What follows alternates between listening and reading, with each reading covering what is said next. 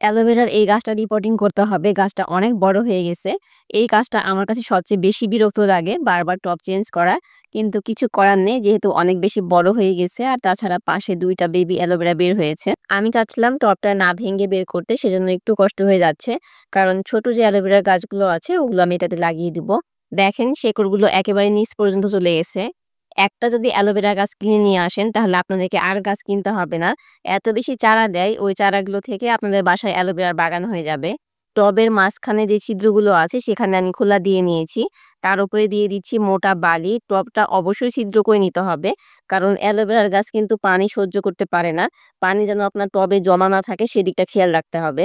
এবার দিয়ে দিচ্ছি মাটি, আর এই মাটিগুলো আমি আগে থেকে রেডি করে রেখেছিলাম। সবসময় মাটি রেডি করে রাখি যেন যখন তখন গাছ বসাতে পারি। মাটি রেডি করার সময় আমি এখানে ব্যবহার করেছি মাটি, বালি, ভার্মি কম্পোস্ট, কোকোপিট, নিমখোল, হাড়ের গুঁড়া, চা পাতা, ডিমের খোসা গুঁড়া। এর আগেও আমি মাটি কিভাবে রেডি করতে হয় এই ভিডিও শেয়ার করেছি।